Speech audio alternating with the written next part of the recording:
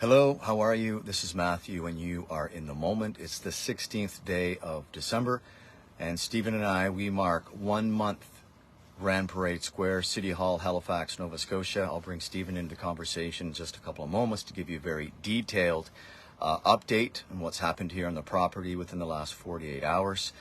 I just want to say I have been really humbled, and it's a real blessing to be on this property for the last month. I have seen amazing acts of kindness, generosity, compassion from Haligonians, Nova Scotians, and people just passing through wondering what is happening here. So I thank you for the support, and I will thank you in advance for the continued support that we will get. We know that there are thousands and thousands of Nova Scotians behind this movement.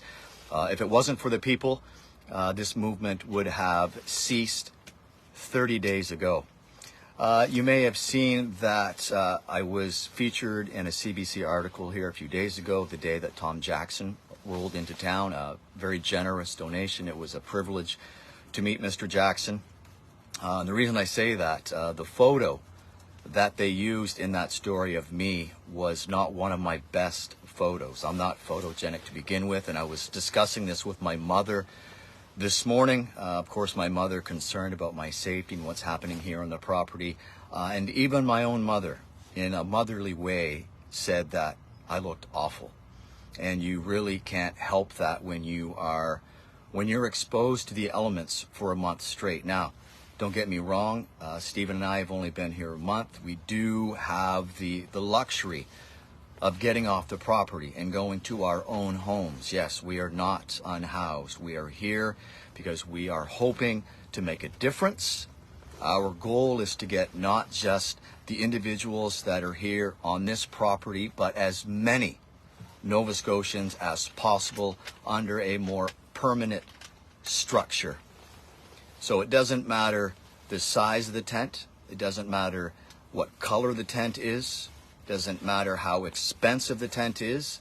What does matter is that it's a tent. So let's please eliminate tent from the word, from the season. Tents are not meant for the winter season, okay? So I think we can all agree on that. Stephen, I'm going to bring you into the conversation. We are in Stephen's van that has, on many, many nights, helped individuals literally stay warm and get through the evening. So not only do we have our warming tent that we have invited unhoused individuals into on a regular basis, they're also in here as well. So thank you, Stephen, for providing this van. Very essential piece of the puzzle here at Grand Parade Square. I know you have lots to talk about, so I'll let you get right to it and give you the opportunity to update those that are watching this live stream what has transpired here in the last couple of days. Stephen? Sure. I'll just say on the onset, starting off this broadcast, you probably look at Matt and I, and our demeanor has probably changed some, and we'll get into that shortly. But this is going to be a difficult broadcast for us for different reasons. And again, thank you everyone for the support. And there's not a day that doesn't go by that we're not humbled by the generosity, the hugs that we get, the conversations that we have.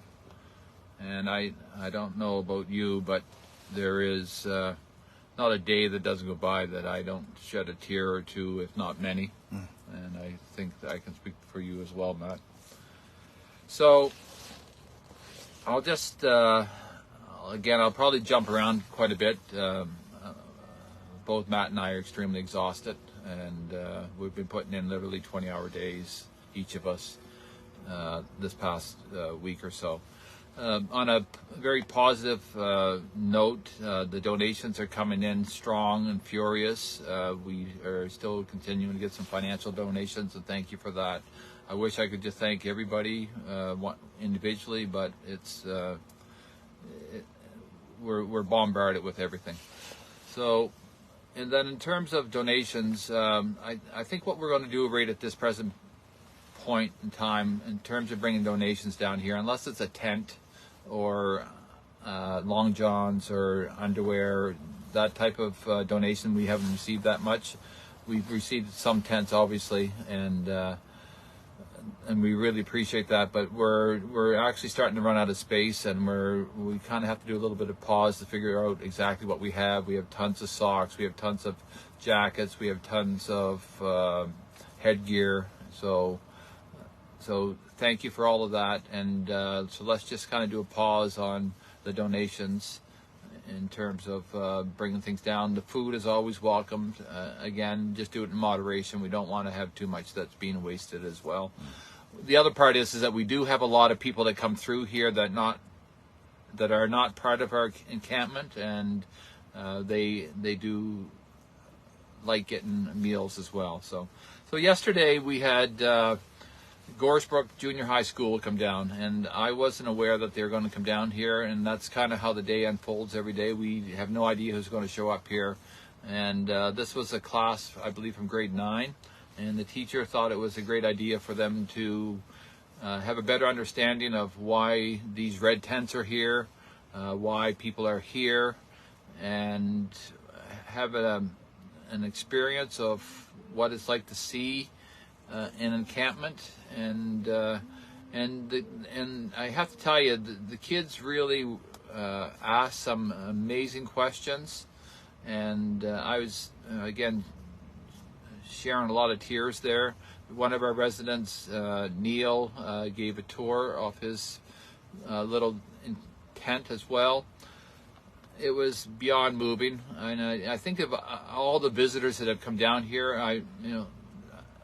Those children, and there's another gentleman that was here a couple of days ago, 16 years old, and their grave concern for the unhoused was incredible, and I commend the teacher for allowing them to have that real life experience. The kids themselves, amazing, and believe me, the generation that I'm seeing now in that age bracket, they really have a sense of caring. And as much as we think that they're on the phones and playing video games or whatever, they're very, very aware of their surroundings. So thank you, and we invite everybody to come down here just to have an experience. And it's not a tourist thing at all. It's just even with Matt and I, when we first came here, we thought, well, we'll just go down and hand out a few things and run away. And the more time that you spend here, you realize that this is real people, and a lot of people are here not by choice. And there is tons of addiction, there's tons of drugs, and there's tons of mental illness. But what I can tell you, the longer that these individuals are here, the worse their conditions are getting. And in fact, I know a couple of residents here, in the short time that we've been here, they went from a wonderful human being to being on drugs and a person that we don't even recognize anymore. That's how severe it is here. So shout out to Goresbrook School.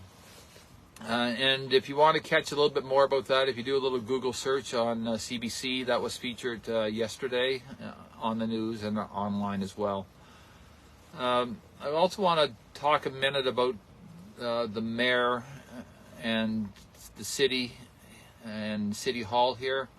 And again, I always say I'm not talking for the mayor. I'm giving you my interpretation and my thoughts on how we are being treated here, and what they're trying to do to help our cause. And I know the mayor sees this every day. He looks out his window, and he's deeply concerned about the well-being of individuals here, and I firmly believe his hands are tied at times.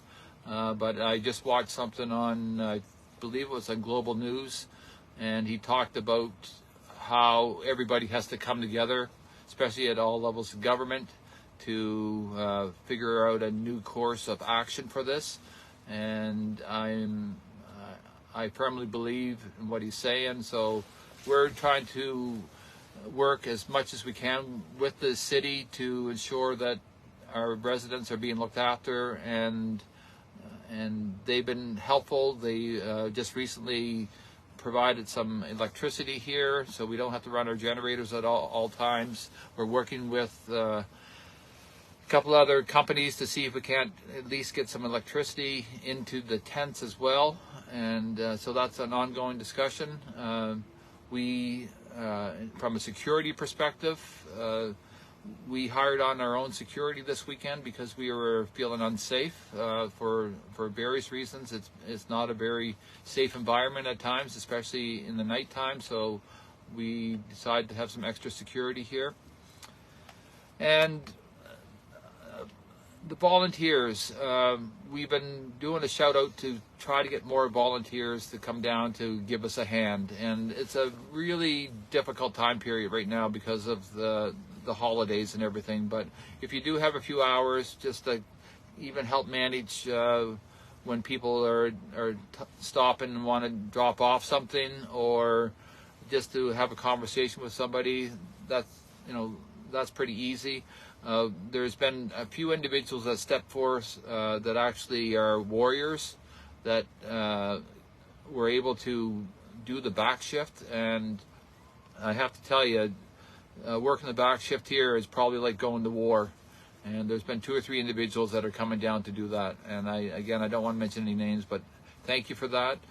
I had another conversation with a gentleman as recently this morning. His area of expertise is in mental health, and he has a couple of individuals that he's going to bring on board to give us some assistance down here. So we welcome that type of support. I also have a couple of angels. I won't mention their names, but they've been rock solid, and we at times have to get into our little war room of crisis management here ourselves. And there's 2 individuals in particular. I just want to say thank you. Your thoughts and your wisdom is everything to us, because at times we're extremely tired, and trying to make decisions when you're under extreme fatigue is difficult at the best of times. But when you're dealing with this type of stress here, it's even compounded 10 times. So thank you for that, and we continue to look for your support. So the challenge that we had yesterday, boys, I'm just going to take a second on this one. Do you have anything you want to say before I try to catch my breath? Because I need to catch my breath here. Yesterday I was a part of something that I really tried to avoid my entire life. I have always thought I had this, maybe it was naive of me, but I thought I had this protective bubble around me where I would not have to visually see things that are unpleasant to me, because vivid graphic images stay with me. So I'm having a hard time dealing with the visual image from yesterday afternoon. So on that note, yesterday afternoon, approximately 2 p.m., there was an individual that was lying on the ground here, and he appeared to have an overdose. And he was spotted across the street. That somebody had yelled and let us know that there was an individual that needed emergency response right away. This individual continued to lie on the ground. There was a good Samaritan around the block, grabbed the paddles to help try to revive this individual. 911 was called. And a short time later, we had the paramedics here, we had the fire department here, and we had the police here.